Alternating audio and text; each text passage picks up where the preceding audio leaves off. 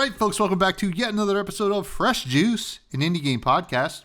I am one of your hosts, Tommy Fresh, and joined as always, it is Matty Juice. What is going on, everybody? Welcome to episode number 86. I hope you're ready to talk about some indie games. We've got some cool news stories coming up too, so stay tuned for that. But Tommy, what's going on with you? What's going on with me? Oh, Yeah. my Lanta, a lot. I just quit my job today and going back to my old job. So, something a little bit more familiar and more my speed, which is good. I cannot do the cubicle life. I learned that about myself. I gave it the old college try, was at it for 6 months, and golly, I'm not getting those 6 months back. I'll tell you that for free. But, we're cooking back in the beer industry, so that's good. I was in Hartford, Connecticut over the weekend, not to brag, for a tournament of Flesh and Blood variety. And I did okay. I played a new deck, but the big thing was when I hit 500 subs on my other channel, Fresh and Buds, I had promised I would do a Levia cosplay. Levia is a character from the show, or from not the show, from the game. And some things happened. Life happened, got married, got engaged, planned a wedding, moved, stuff like that. And then also I realized that cosplaying is really hard. And I got to give it up for the cosplayers because it is hard to do in general and then really hard to do like really well. So got to shout out to the cosplayers. You all are so good at it. But I was starting to get questions. When's the cosplay happening? When's the cosplay happening? And I knew I had to do it. So I decided that Hartford was going to be one of the few bigger events I was going to this year. So I was like, I'm going to do it at Hartford and trying to figure out what I'm going to do, if I'm going to be exactly Levia or not. You can look her up if anybody isn't familiar. Levia Shadowborn Abomination. You can see what she looks like, and you can see how hard she would be to cosplay as. So what I did was instead, I did a take on it. It was called Levia Yeehaw Shadowborn Tarnation, where I was like a cowboy version of her, and I had the tentacles coming out of a purple hat, cowboy hat, and I had a belt buckle, a bolo on. I was rocking, and people liked it. I know one listener in particular was, saying that it didn't really look like her, but that's okay, Capolo. You gosh dang hater. But no, I'm kidding. He was just giving me grief. But it's kind of funny. I looked like Shabuzi a little bit, if anybody knows who Shabuzi is, because he's got dreads and they're like the thicker dreads, and I had tentacles that were like kind of look like thicker dreads if they were purple, right? So that was kind of funny, but it was fun. That was cool. And then back to reality, and onwards and upwards to new fun stuff to do. What's up with you? How was your weekend? Nice. Yeah, mine was pretty good. I actually I have been playing 2 new games. I was fortunate enough to get a key for Clair Obscure Expedition 33. Whoa! So I've been playing that a little bit. A key? You got a key. I got a key. I don't know how. I have no idea. Okay. But I got a key, and I also got a key for Blueprints as well. What? The 2 best games of the year? I've been playing some of that. Yeah, I don't know. They came at the same time for some reason, so I was just like, okay. What the heck is going on here? So I don't know.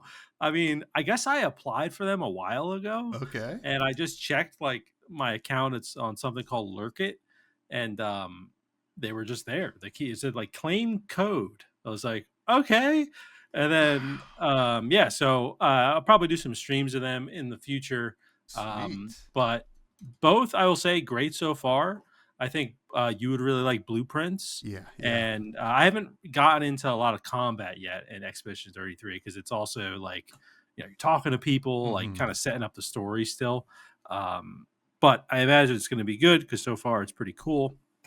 So yeah, I've been playing those. I also, it was my dad's birthday, so hung out with him a bit, had some great cake, and had some fajitas. So that was a good time. What else did I do this past weekend? Played some Helldivers 2. Helldivers 2? What year Yeah, is it? with my buddy Pat. They actually just added like a new type of enemy with their own types of planets and stuff. It's like a whole, like there's basically two types of enemies in the game, I believe. So this is a third one. So this is like a big deal. So playing that with him, very cool. They're kind of like these like, I don't know, like futuristic kind of alien sort of things. But they're all, some of them are also like zombies. I don't know. It's very weird, but it's pretty cool. Sweet. And then, yeah, what's up? I said sweet. Yeah, oh, sweet, Yeah, definitely yeah, sweet. yeah, yeah. And let's see, what I was looking at some flooring, very exciting stuff, There you go. very exciting. And I also, I got some magnet paper this weekend Oh, yeah, yeah. I heard from about this. your wife's recommendation because genius idea here, folks. If you've got stickers lying around, go on Amazon, buy some magnet paper, turn them into magnets. That way, you don't need to fully commit into where you're putting them. So I already Hmm. have some stuff on my car. I'm gonna have some stuff on the mini fridge back there, the fridge downstairs, all that sort of stuff. So cool idea because I am just someone that collects stickers because I just like I don't want to full if it's such a nice sticker, I'm like, I don't want to put it somewhere that's gonna get ruined, you Hmm. know? But anyway, yeah. And also went to Costco, which I'll talk about something in the rec room related to Costco, which was great. But yeah, that's what I've been up to, A little Very, bit very here, a cool. little bit there. It sounds like a. I mean, listen, the magnet paper is legit. As Yeah. a beneficiary of magnet paper for a long time, I would say that's a great recommendation. Shout out to my wife, rocking the really good stuff. So we have a great show for you all this week. We're playing a free to play game. This is one that right now you could go for zero cost. Go download this game, Rogue Worlds, and play it as you listen to this and see if you agree with our thoughts, because that's the beautiful thing about free to play games. We'll get to that in a bit, though. We'll give you time to go download it, but we got to catch up on some news. First, the biggest news of all time. Yes, we have a Discord. Yes, it's a great place to hang out. Yes, you can submit questions on there. And no, there is no. It's actually all yeses. It's a good place to be. So, with that out of the way, the 6-1 Indie Showcase to feature nearly 50 indie games next week on May 22nd. What is the deal with that? Well, it's Yeah, this so week, this actually. Yeah, so this will come out, this will happen the day after this episode releases. So make sure you are tuning into that. But it's on YouTube. It might also be on Twitch as well. But basically, it is, yeah, like Tommy said, it's going to have over 50 indie games, 75 minutes, just an awesome 6-1 indie showcase. There's also going to be a Steam sale featuring over 150 indie games. Whoa. Yeah, so that's pretty dang cool. And this starts on May 22nd at 9 a.m. Pacific, 12 p.m. Eastern. And it's just, always just like kind of shouting out these indie showcases. I think we're starting to see more and more of them, which is really cool. Gives, a spotlight on some developers that maybe can't afford the major shows, but still gets a good amount of eyes on them. So I'll definitely, sometimes these shows like this one, for example, is at noon on a Thursday. So sometimes I have meetings then, but I always check out the recaps for this. So I'll definitely post that in our Discord if anyone would like to get that. But yeah, cool to see these indie showcases. What are you thinking about it, Tommy? Yeah, it looks cool. I'm always down for some kind of showcase, especially the indie ones, because I feel like, I don't know, there's something about those kind of triple A ones where it's like just really flashy without any substance, where I think indie games, when they kind of put themselves out to the world, have a really, keen sense of making it feel like real and like Yeah. not just like, hey, buy our game. It's more like, look at this thing that we worked on. So pretty exciting. I'm excited to watch it. I think I should be able to this week, live during my lunch hour. That's the real business right there. And yeah, it should be cool. I wonder what we're gonna see though. There's no real indicator of the devs involved, right? Yeah, they haven't really talked about that, at least in this article. Perhaps on the 6-1 Indie Showcase. Let's see. The pre show kicks off featuring 7 overlooked indies from the first half of the year. The main showcase will have premieres, exclusive announcements, and exciting updates across 41 upcoming games. Then after the show, they're going to have hands-on previews and developer interviews as well. Then the Steam event starts as well. And it says expect big reveals like the world premiere of Truth Scrapper from the creator of In Stars in Time, a peek into the worlds of Mouse PI for Hire, and Hotel Barcelona, a deep dive into future vibe check and more unexpected surprises. So I know one of those games out of the 4, Mouse PI for Hire, but yeah, Vibe sounds like check. future vibe check. Yeah. I mean that. Okay, listen, we're gonna take a step back to what happened over the weekend. But it's not indie game related, but it's kind of video game related. So there, at this convention I was at, there was, and it'll all make sense why the vibe check, inspired this. At this tournament, there was a bunch of different games: Magic, Flesh and Blood, Star Wars or whatever it's called, Unlimited, Lorcana, the Disney game, and then there was a 25K, so $25,000 prize pool for like a new game called Vibes. And what is Vibes? It is it's hard to explain, but it's kind of like a meme game that's really capitalizing on nostalgia for Club Penguin. It's all about penguins, and they were somehow running a $25,000 tournament, which is pretty impressive. And Yep. I guess it's also on Epic Game Store as like a digital game as well.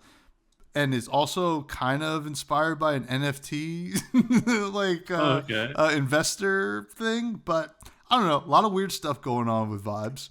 I think like the art is originally from like an NFT thing. Okay. But, one thing you have to do in the game is you have to win the vibe check every Oh. turn. And that's just, I don't know. That reminded me of it. I wanted to talk about it on the show and I forgot. And you said vibe check. And I was like, vibes. I was going to recommend it because I did play a little bit of it, but I didn't play the actual tournament. But I don't know if I could recommend it, to be honest. Because, like, there's probably some sketchy stuff going on with it, to be honest. So, Yeah, I am familiar with these NFTs, and it does say this is a blockchain NFT game, but that's probably how they're able to do yeah. $25,000 tournaments. But yeah, the vibes, got to vibe check it. It was a very funny game. Like the mechanics had fun names, and it all like was really silly and whatever. But it was funny to watch. I would go over and watch some of the tournament and to see like sweats, like really like getting into vibe checks. Yeah. Oh yeah, I won the vibe check. Past turn. It's just like it was very, very neat. Now, you had another cool article here. Cool dynamic music system for an upcoming fast-paced action game. What's going on with this?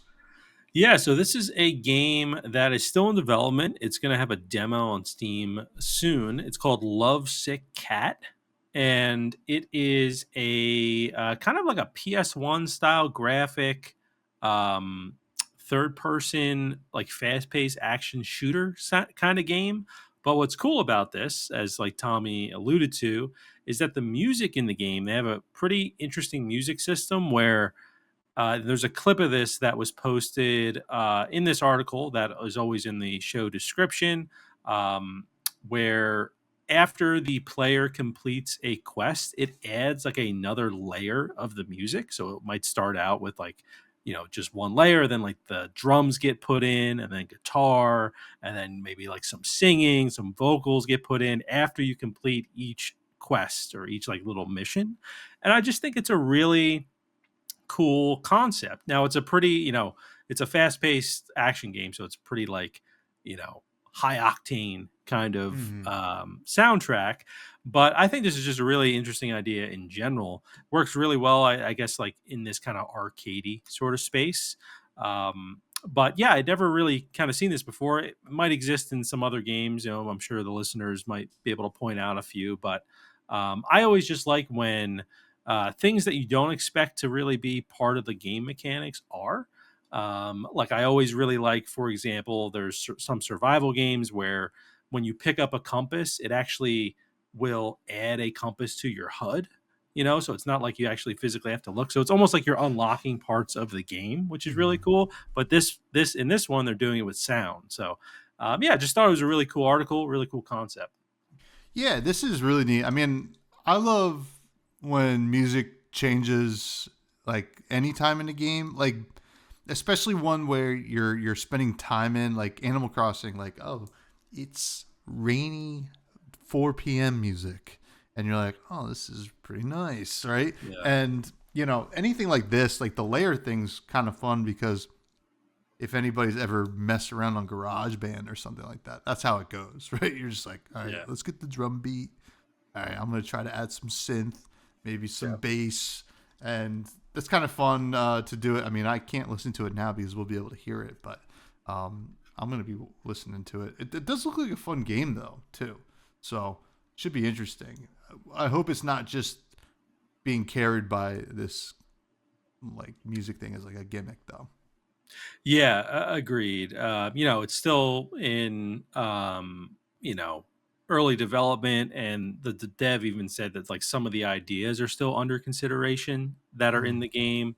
But things like skateboarding, wall jumping, wall riding are being considered. So it seems like it'll be kind of that fast-paced movement game. And I also just like I like when games do like the PS1, PS2 art style. Mm-hmm. There's a game I've played that was recommended called Tyrant's Realm, which is a roguelite Souls-like, but it looks like it was made on the PS1.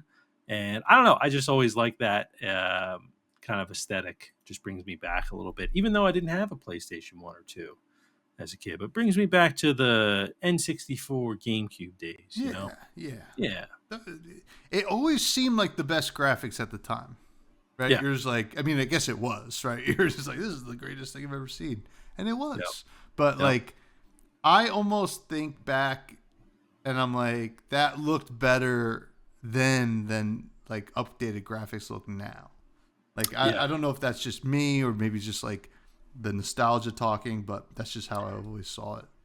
Yeah, I think also, not to get into like a whole conversation about this, but like at least what happens with me is when a game is like trying to be more realistic looking, I tend to like look for flaws more Hmm. often than like when I'm playing a game from PS1. I'm not looking to see if like every little detail is there because I know it's not. Yeah. So when you like play a Ubisoft game and the hair is all messed up and it's clipping through like the person's shoulders and you're like, this looks really terrible, you wouldn't care about that if it was like a PS1 or PS2 game. So that's also probably why I like it, because I can just kind of like, I don't know, just have fun, be silly with it, be arcadey with it. Yeah. Yeah. Yeah. That So makes sense to me. That makes sense yeah. to me. Now, we got to get to this Rogue Worlds game. I'm sure all of you have downloaded it at this point, Yeah. right? Hopefully. Comment below if you downloaded it. Now, what is Rogue Worlds? It's a free-to-play game on Steam, developed by Cognitive Forge, published by Indie.io. It's a chaotic tactical roguelike platformer where you wield the environment and creative abilities to overcome challenges, outwit powerful guardians, and blast, dash, grapple, fight, and charm your way through ever-changing labyrinths. It was a mouthful. Yeah. Let's get right into the gameplay. Got like a nice little tutorial in this game. I actually thought it was pretty helpful. Not a very complex game. It definitely feels free to play, but that's not a bad thing because plenty of games are free to play and they're great, right? I don't know if Fortnite's great, but it is free to play. But so you hop in and you do the tutorial. The tutorial is pretty thorough, and it gives you a good idea of what's going on. It kind of hits on some story elements, and then you hop in as well right into the regular game, and you start with a loadout of a weapon and a like secondary weapon or like a shield or something like that. It could be a number of things. As you go through, you'll unlock new stuff to start with, and the gameplay is pretty basic. You're just hopping through like a basic platformer style game, and you're just going through, opening chests, killing enemies. Eventually, some rooms will start to close in on you. You got to escape that. So there's a lot going on here. The gameplay was easy, I think. Like mostly, like there are times when you die, because not because you mistimed anything, but because you couldn't tell where you could land. Sometimes I did run into that a couple times, but overall, it was a pretty simple game, and really my expectations weren't that high for it either. Knowing it was free to play, and you know, after spending some time with it, I will say it it didn't really hit that roguelike kind of itch where I'm like, I died. I really want to hop back in.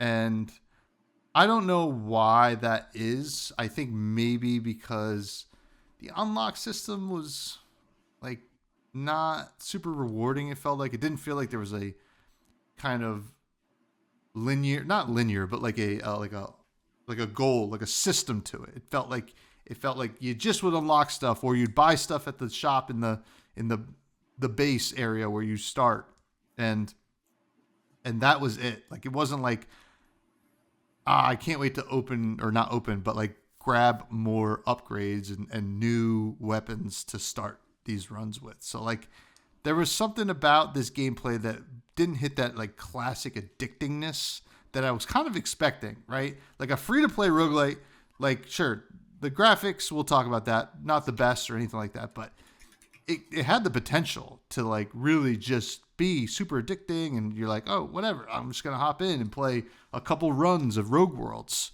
And I didn't really get that, and I don't know why. And I think maybe it was the unlocks didn't feel that satisfying, and maybe just the general gameplay was a little too basic for me. And that's just kind of how I felt about it, because I really tried to get into this game. I kept hopping in, doing runs, and I would die, and I felt like I didn't want to hop back into a run.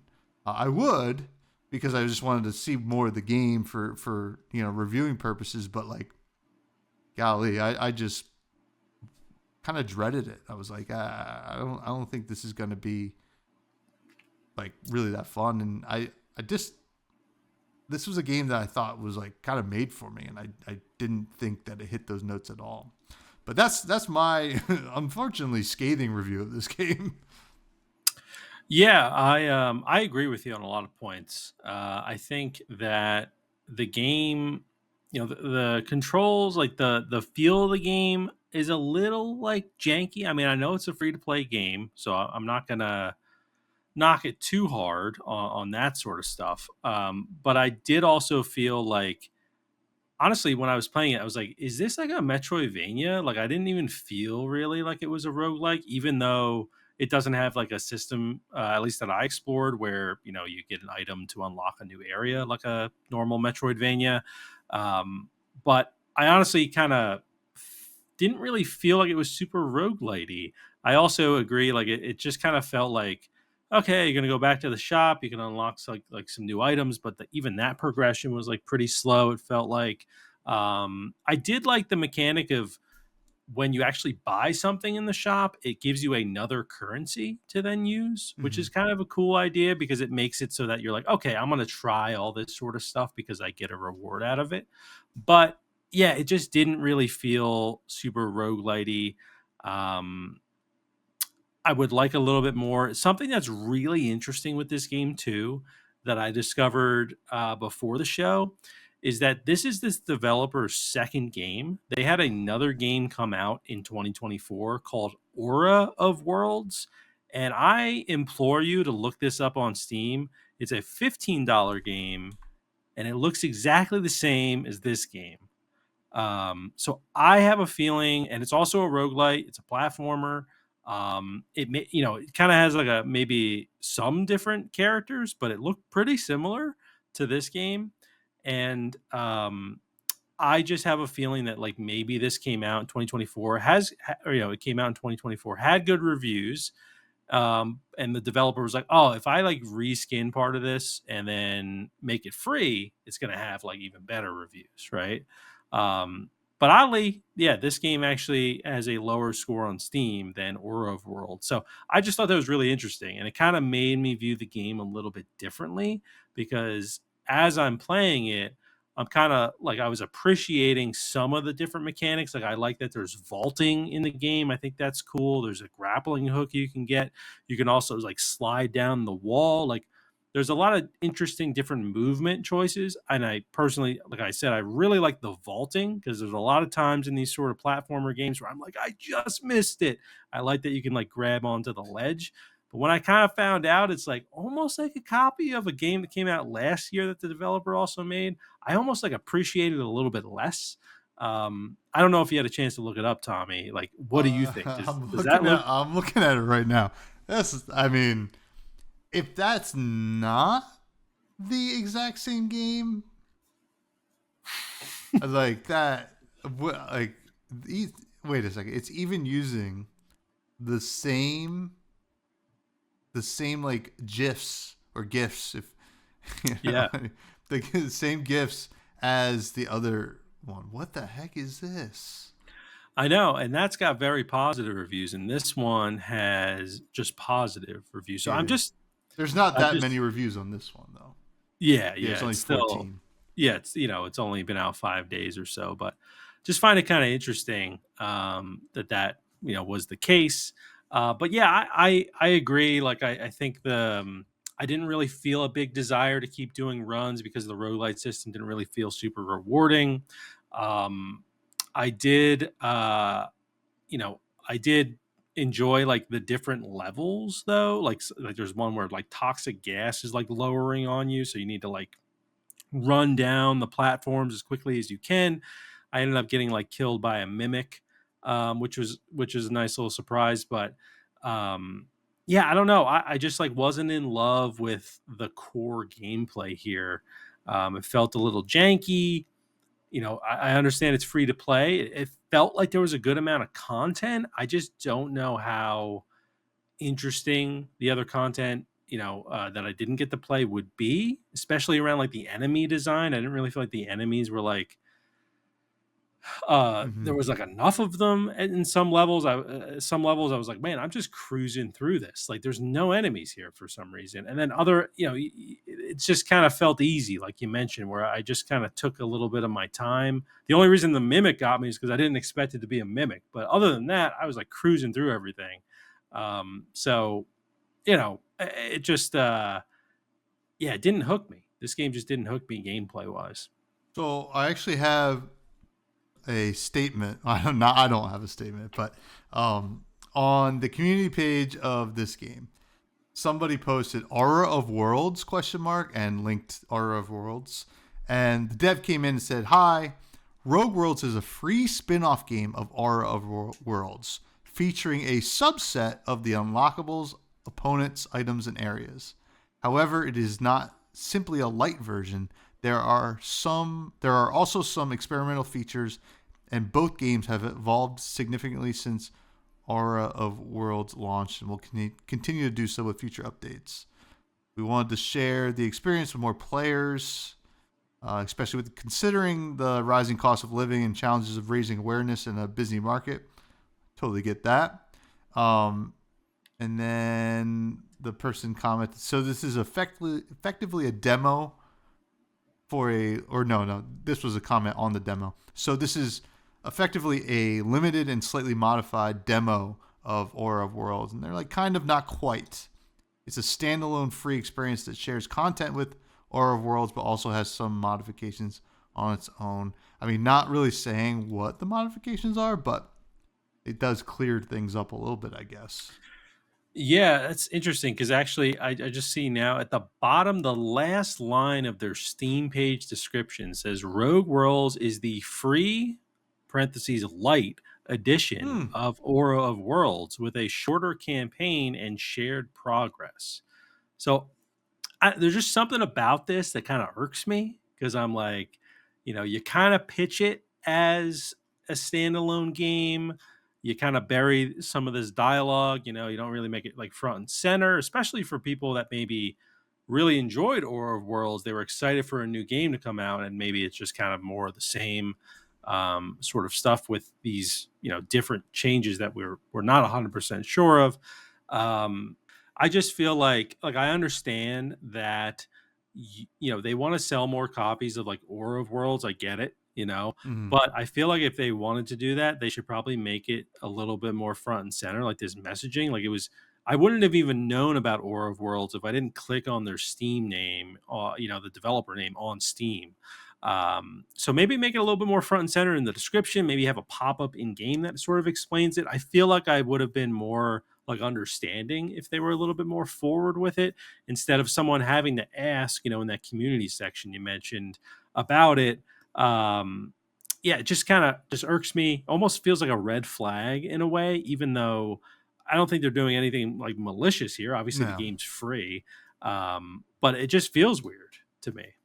Yeah, it is a little weird, but like you said, they're not really doing anything malicious. It's just odd, right? Like there is no reason for them to kind of hide it, but they did, and I don't know why it doesn't sit right with me, but maybe it's just maybe I think about like us, right? Because we were like, oh, cool, a free to play roguelike that we can play and review. That's awesome, right?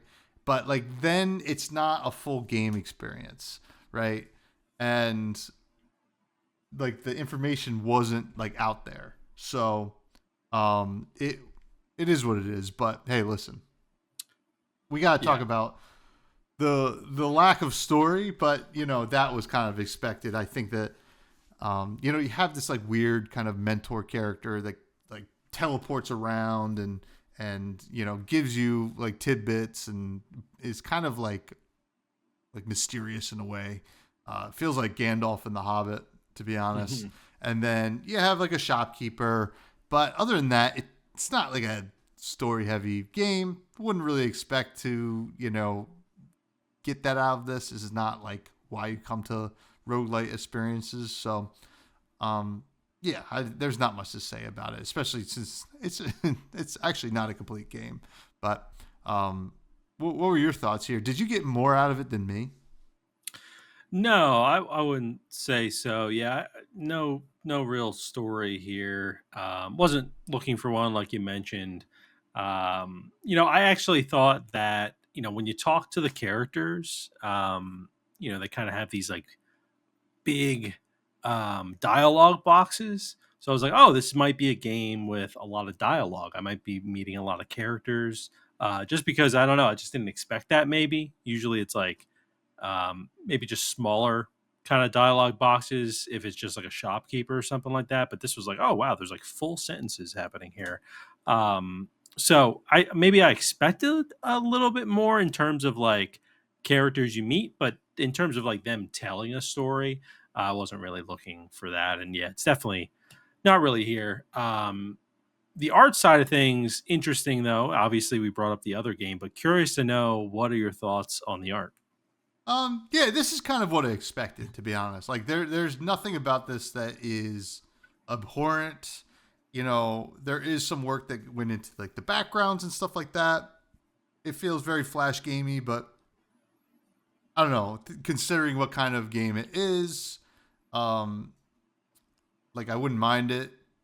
It's kind of funny to think that people were paying $15 for the other one, although it's still not offensive to me. This kind of art style, so like it's not the most beautiful pixel art, but I will say a lot of the backgrounds were very nice, and it was easy to kind of follow and see what enemies there were, and you kind of had a good feel for when there was loot to be picked up or whatever. It wasn't the worst. The heads up display's fine, just kind of pretty simple up in the top left corner. But you also had this kind of wheel that you can switch stuff, which I kept hitting the wrong button, but that was more user error. Yeah, I think this is totally fine. It's not it's not like breaking any kind of new ground or anything like that. But it's a good basic art style for a game that is free. Yeah. Yeah, I'm with you. It's I think it's a pretty solid looking free game. It does have a little bit of the jankiness in the animation department as well. Kind of tied to the gameplay a bit. Um, yeah, I didn't really hate the art overall. I think it looked fine. Maybe would have liked it to be like a little less like vibrant. I don't know. I just kind of feel like I don't know, it just almost felt like it should have been like a darker kind of experience.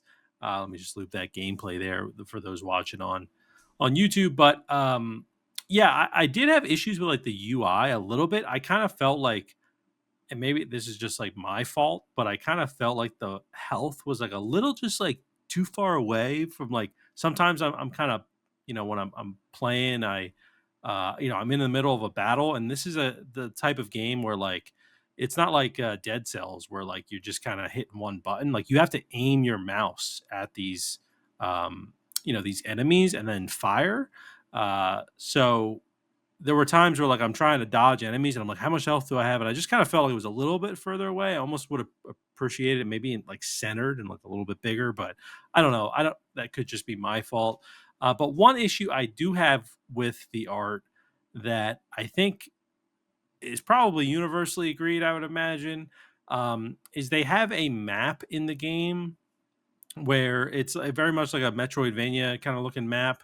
Um, and to see where you are this tiny, tiny blue dot where it just blends in with the background sometimes. I had to figure out where I was based on the shape of the room I was in sometimes, where I'm just like, oh, that's the room I'm in. Oh, there I am. So just make that icon bigger or just make it a different icon. It's very hard to see. And yeah, so that was just an issue I had with it because there's times, obviously, you hit like a dead end. So I'm like, okay, well, where am I right now? Where do I have to go? I have to go up, right? So it just took me a little bit longer sometimes to like figure out where I was on the map. It helps in rooms like this if you're watching on YouTube to see where your character is because it's dark. But when you're in like a really vibrant room, it can be difficult to see that little icon. So that was the real issue I had with the art. Other than that, I thought it was fine. Yeah, yeah. I didn't even really look at the map, to be honest. It was so kind of, you know, it's like it felt like a afterthought in the top right corner, to be honest, at times, and you're just like, whatever. I'm just powering through and seeing where I can go in this dungeon. But the music that was fine. Nothing crazy. To be honest, the sound effects were a little bit um, corny, I would say. Didn't really. I don't know. It just felt a little cheap, to be honest. And like I know it's a free to play game, but it felt a little bit like copy and paste to me, and didn't really have like a lot of depth. It felt like kind of flat in terms of an audio sense. So that was that, but like, it wasn't like a deal breaker or anything like that. But the music was totally fine. I felt like it was um, exactly what you would expect in a game like this, if that makes sense. Just like kind of generic, kind of like fantasy dungeon music that it kind of matched how the game looked too. So Hmm. it wasn't the worst. Yeah, I I I agree about like the copy paste for music. Like, it almost felt like this was just like, all right, we're just gonna look up on YouTube like royalty free, Mm-hmm. background music, which is fine. I think it doesn't take away too much from the game, but it's definitely not anything that's like super memorable. And then yeah, the sound effects a little odd as well. Uh, yeah, I didn't really have a lot with the sound with this game. It didn't really make a big like impression on me overall. Yeah, so yeah, just kind of basic run of the mill um, sort of sound effects and music. Yeah, yeah. Not Yeah, not bad. Not definitely not bad, but not yeah, yeah. not like exemplary. Right. Yeah. I don't know. But in terms of performance, I played it on the Steam Deck and it played totally fine. It was um, totally fine experience. There, did you have any issues? No, no. I played. I actually just played on my PC with mouse and keyboard. Everything was fine as well. So yeah, no issues on my end. Cool, cool, cool. And that brings us to our ratings.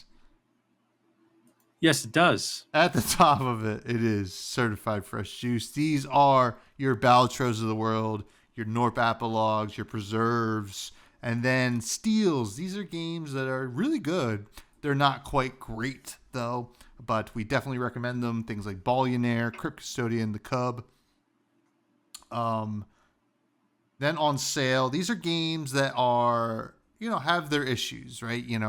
They have really good moments as well, but there's some stuff holding it back. But if it was on sale, I would consider it. Things like Wizard with a Gun, Hellskate, and then Manager Special is either really, just for a specific kind of audience and not us per se, or you might want to give it a shot if it's on a deep discount or free to play.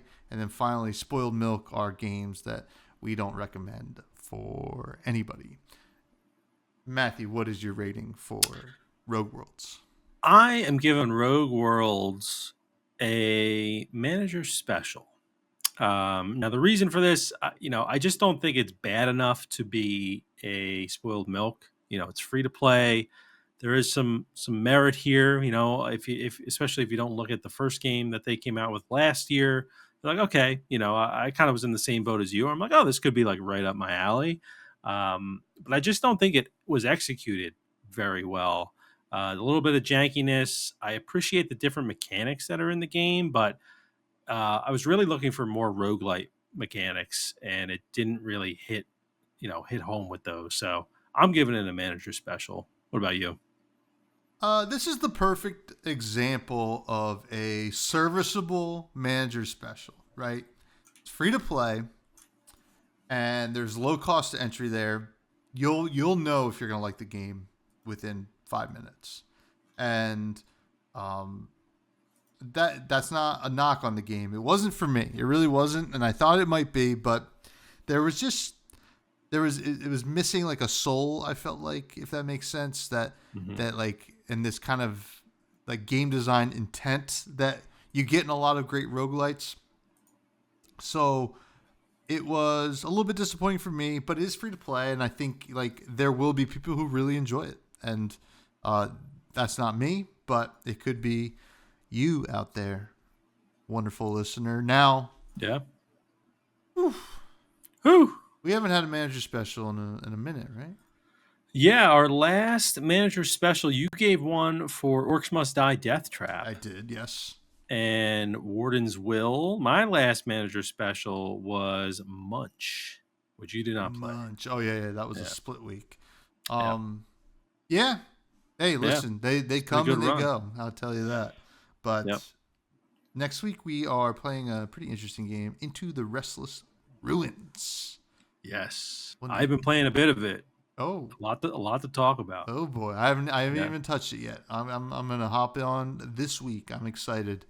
But we do have listener questions, folks, and these come from the Juiceheads Discord, where you can hang out, talk to us, ask questions. The first one comes from the number one hater in the world, Capolo. Just kidding, Capolo. When evaluating a new indie game, what's your aha moment that tells you it's special? Is it more the art, the mechanics, music, general feeling, etc.? Yeah, this is a good question because I feel like it varies, game to game. Some games you're you don't really care about like the story, for example. Other games might hook you with the story, but I think like a big thing for me is like replayability. Like if I close the game, or maybe not even replayability, but just the want to go back to play it, that's usually like an indication where I'm like, okay, this is bumping up my rankings. And then if I close it again, or if I have a really good play session and I'm like, okay, this is like entering certified fresh juice territory. I think that's like the biggest thing for me where it's not like a specific moment within the game, or like, I'm not like, oh, I need to keep playing this because the art is so good.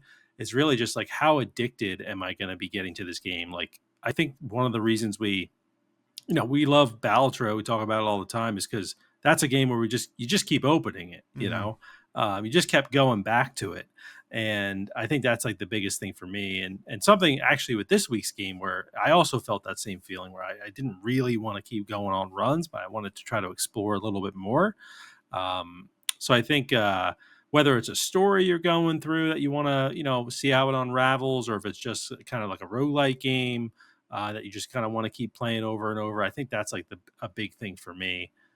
It's just that, I think for a lot of people, but, that feeling of wanting to go back and getting addicted. Yeah, yeah, I think replayability is huge. I think when it's all coming together is really the aha moment for me. In any game I've given a certified fresh juice, I kind of felt like I'm playing a fully realized idea that nailed it. Like stuck the Yeah. landing, is just really doing what it set out to do. And you could tell there's like an instinct to that. That's why these games become popular. It's, what's the last Star Vaders I give certified fresh juice, right? Yeah. I've revisited that game. It's not like I'm addicted to it, but like I'm like I want to hop back in and experience this like fully realized idea again. And Yeah. I played actually the other class over the weekend, and Oh, that class is awesome. So yeah. Cool. yeah. Yeah. I think about a game like Haunty as well, Mm. where I felt like the more I kept playing it, the more the pieces kind of fell together. And I was like, wow, okay, I'm starting to see like the vision here. Yeah. And that was a game that kind of surprised me as well. But yeah, really good question, Capolo. It's something that I guess we like internalize a lot, but don't really talk about. Yeah. Yeah. No, great question, Capolo. Next one comes from K Moore, who asks, "Are movie adaptations happening too fast? We already have Split Fiction and Expedition 33 films in the works." Let me tell you, they're not happening fast enough because the Gears of War movie has been in the works for like a decade. All right. And I haven't seen a trailer. I haven't seen a cast list, nothing. No, but I I actually, I've said this before. I wish video games would be TV shows more than they are movies, because I just feel like most games, it's really hard to package that up into a good movie.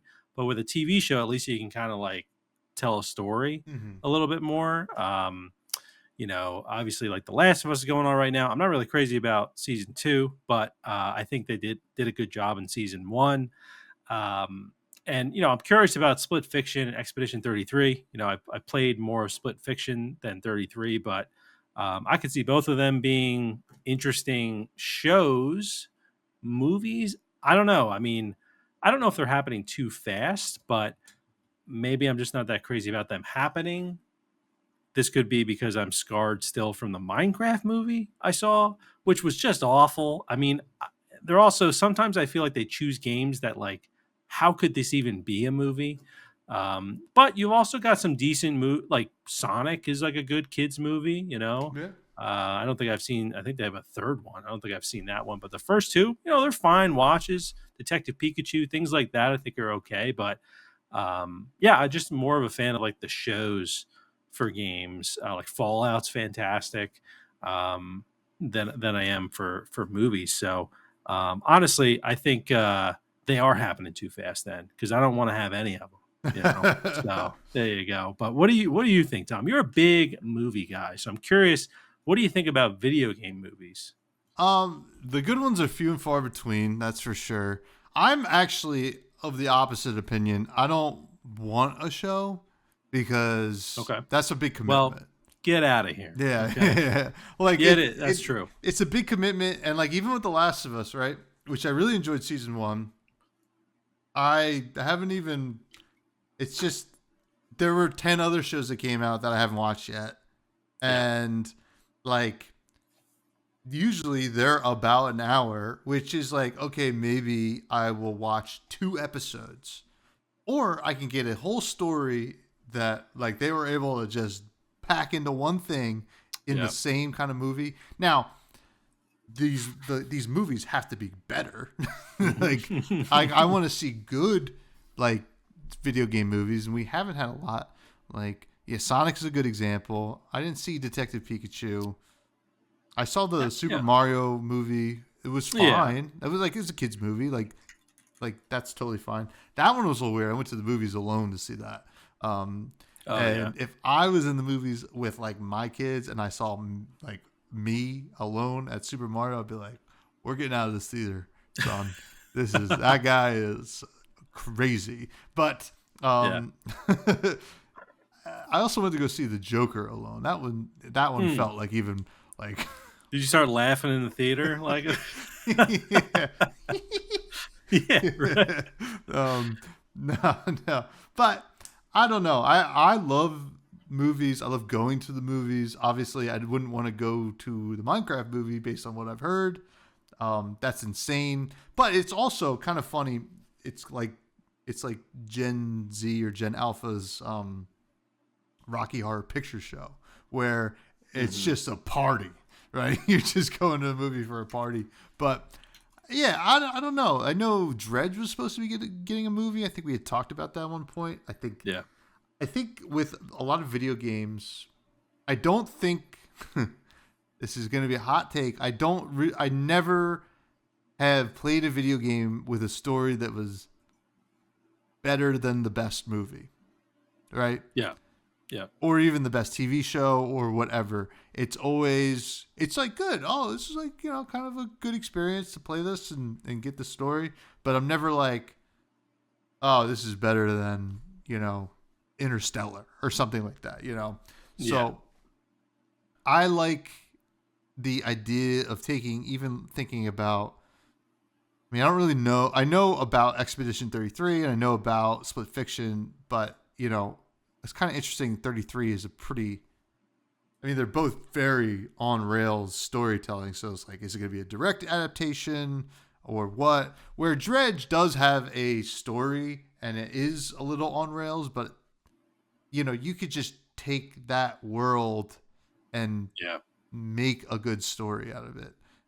So I prefer that. They don't really do that well, and they don't really nail it all the time.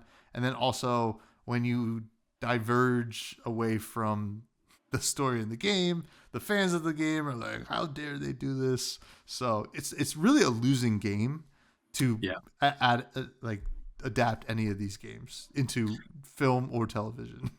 Yeah, I definitely agree. And one thing that I thought of that if this isn't a video game, but the Dungeons and Dragons movie that came out like a few years It's supposed to ago, be really good. it's pretty like surprisingly awesome. Yeah. Chris Pine's in it, Michelle Rodriguez. It's I don't know. I really had a fun time watching it. We will watch it again like from time to time just because you kind of forget like everything that happens because there's a lot of like twists and turns, just like D&D. But it's a good game movie. It's not a video game, but it's a good game movie. Might be one of the better ones I've seen because there's not any great ones. This one I might put in like the great category. At least like, it's like a low steal. Yeah. But it's a good movie. If you haven't checked it out yet, I recommend it. Yeah. So we'll see. I mean, I hope we get to a point where we get like good video game movies.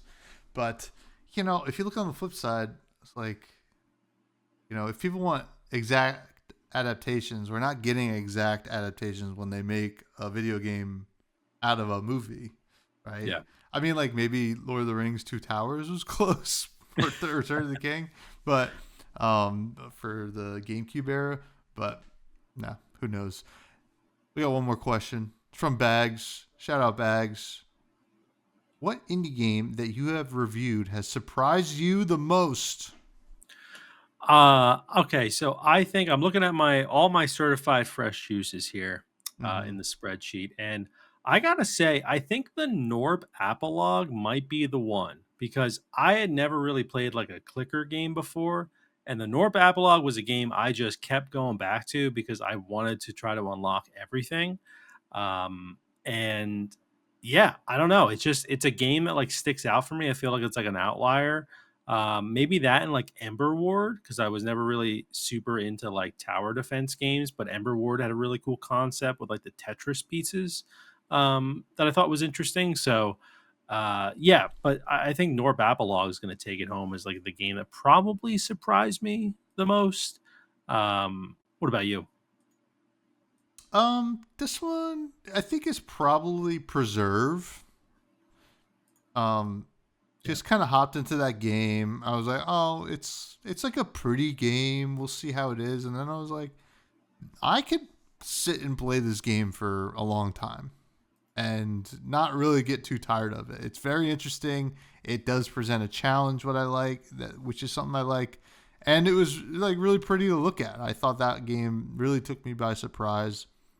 I'm trying to think of Yeah. something that maybe like surprised me the other way though. Mm. Which Probably Hellskate for me. I know I brought it up before, but I really thought that was going to be a game I was into because I just Tony Hawk is mm, awesome and having a roguelike version of that. But I also Preserve just came out in 1.0. I did see that. I did. Yeah. I think what the hell was it called? Moto Night. Mm. I thought I was really going to enjoy that one. I thought that one was going to be kind of a home run for me, and I really didn't enjoy it. And there was another one that was not too long ago that um, I thought that I was going to like. Maybe Beyond Citadel. Beyond Cylinder. No way. No way. I think also another one for me was Astor, Blade of the Monolith, because that was like supposed to be like a Souls like, and I was like, oh, I'm into Mm, that. yeah. Wasn't executed well, as well as I thought it could have been. Yeah. I mean, we've been pretty lucky on Yeah. games, in general. But I did just get another question coming in my text messages. Breaking news. If I could, all right. If you could live somewhere, first of all, thank you for the question, Bags. If you could live somewhere, this is from Arcarp, obviously. If you could live, let me start over again. If you could live somewhere for a week, somewhere for a month, and somewhere for a year, what three places would you choose? Um. All right, I would choose for a week, for a month, and for a year. Yeah. Is that what it is? Okay. So for a week, I probably would live in Costa Rica. Okay. Because I did enjoy my time there. I just don't know if I could live there full time, but really awesome place. For a month, I probably would live in, we'll go like somewhere, I don't know. We'll just go like Hawaii, maybe. I've never been to Hawaii, but I don't Hmm. know. Live there for a month. For a year, I probably would pick Ireland. I just love Ireland, and I just could probably just I'd be like I lived a year in Ireland, played a lot of golf, drank a lot of beer. Um, yeah, those are probably three. I don't know. I mean, I don't know if she was looking for like countries or something like No, I that, think it was pretty or it open could have ended. been like I want to live a week in a hostel and a month in a condo. No, I don't know. But what about you? um, I think if I could live somewhere for a week, mm, golly, a week is tough because this is like just going on vacation. Yeah. Um, a week I would live in the Sahara.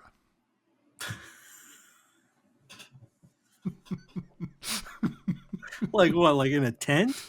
Like, I don't know, like in the Sahara, wherever, like in a safe way. Like, but like there is something pretty incredible about the Sahara. Uh-huh. I could not do that for longer than a week though. Um,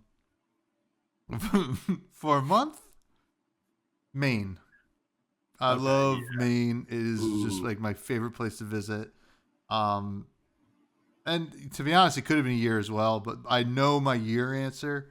And like Maine would be the permanent residence. I would love to live there. But I love Maine. I love visiting there. I love the, seafood and wilderness, and just the coast there is just so cool. And just like the general vibe is great. And for a year is Antarctica. And Sahara and Antarctica. now, why a year? I don't know. There's something. It's like living a hard mode that is really interesting to me, and like I would like to see what it would do to me, like Hmm. psychologically. Like, am I the same person? Am I a better person? Did I lose it? Did I completely go insane? Like, there's something also like really like I want to live on like a scientific base. Like, obviously The Thing is my favorite movie and kind of is the setup for that, but I don't want to be killed by an alien. I just want to live there, and it'd be so cool. There's something I love the winter because not because it's cold, but because it's cold, you get to escape inside to like really nice warmth. And like, Hmm. just like being out in the coldest place in the world and be like, oh, let's get inside. Like, we're done working out here for now. Go in, boom. Oh, let's warm up, take a nice hot shower or something like that. That sounds like fun to me. I don't know Yeah. about anybody else, but Antarctica for a year. Well, for all the listeners out there, if Tommy decides to move to Antarctica, we will still do the Mm-hmm. podcast on a weekly basis so we can witness your descent into madness. So, yeah. So kind of interesting. Time zones Yeah. are vertical. Hmm. Could I be living in the same time zone in Antarctica?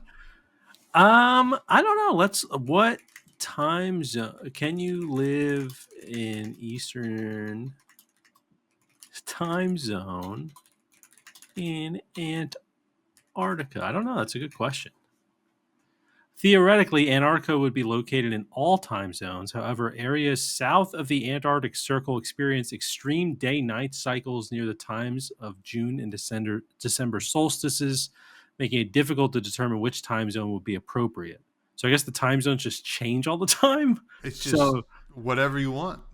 yeah, whatever you want, because Antarctica spans every line of longitude, theoretically placing it in all time zones.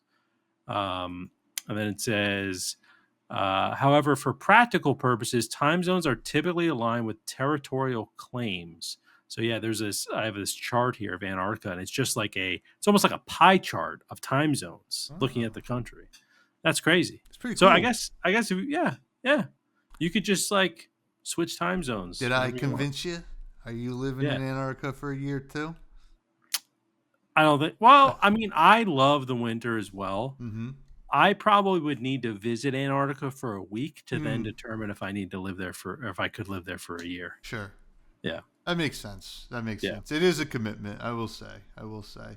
And like, if I, to be honest, uh, back when I was single, or even when I was with somebody I didn't really like that much, I would just look at jobs. Yeah. Yeah, in Antarctica, like like sabbaticals or not sabbaticals. I don't know what they'd be Like called. He's like, beer salesman. yeah, do you got beer salesman down there? No, I was like looking at like just working in the kitchen. Yeah. Okay. All Yeah, right. because I That's wasn't cool. like a science. I'm not a scientist. I wasn't either, but I'm not now either. Also, Yeah. but yeah, I used to do Antarctica. drugs. I still do. Still do, but I used to too. Oh man. But Yeah. hey, listen. Those are the listener questions. Thank you for all tuning in. We do have to go down to the rec room and recommend something that perhaps isn't an indie game, please, Matthew, recommend what you'd like to recommend. Yes, so I alluded earlier that I went to Costco this past weekend, and for the first time, at first I ordered a hot dog and a soda, the $1.50 combo, and then I was like, you know what? I've heard good things about the double chunk chocolate cookie from the Costco Boom, guys. Boom! And I gotta tell you, it gets 5 booms from me. It's boom, boom, boom, boom, boom, boom. boom, boom.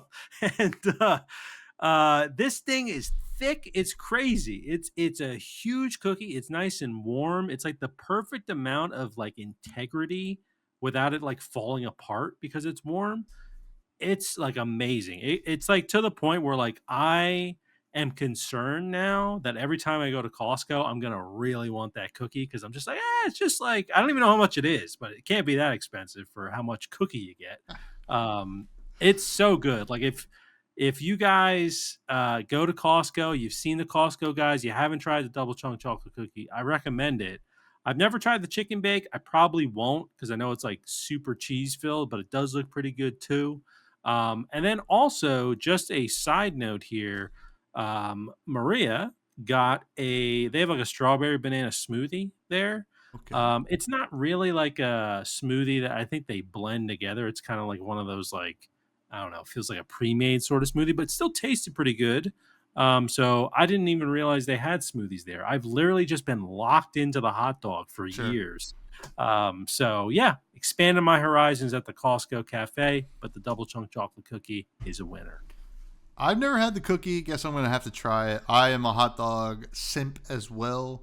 I'll mess up some Costco pizza if I have to.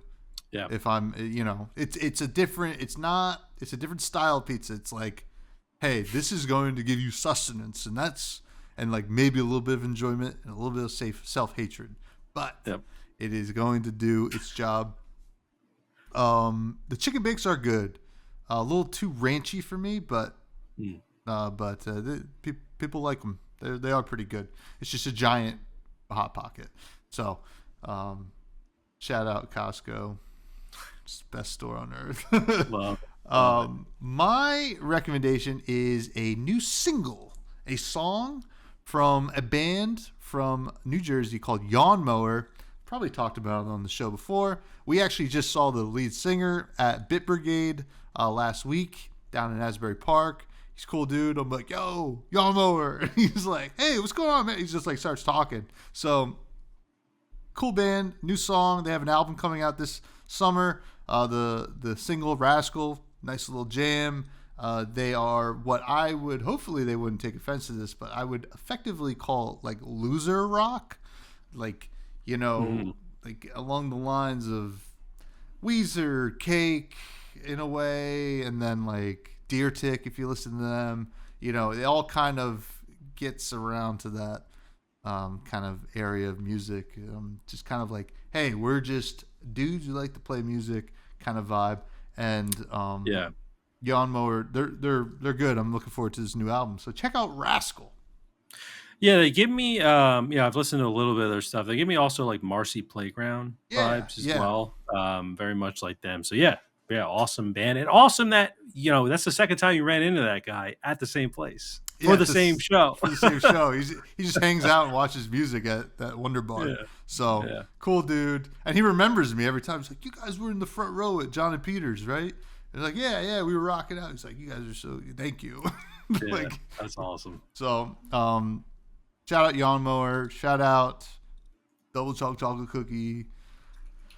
And geez, find me on mostly Blue Sky these days at Fresh Buds Pod. Check out my other podcast, Fresh and Buds. We're cooking almost at 200 episodes. We're making some big moves in the 200s, I swear. And you can find us on all platforms at Fresh Juice Pod. Where can people find you, Matthew? Find me at Matty Gorm on all the socials. I actually this past weekend I did a fresh install of OBS because it just was I had like too many plugins and stuff, so I want to make it nice and clean. I'll be streaming some Dune When that comes out, I took off of work actually to stream Dune. I took off Thursday and Friday to play Dune. Nice. So that should be fun. And then, yeah, look out for a little blueprints, a little Expedition 33 on the Twitch channel as well at Matty Gorm. If you're interested in that, I know some of you guys pop in there, so I always appreciate it. Awesome. Awesome. Yeah. And with that, it's another juicy episode. Goodbye.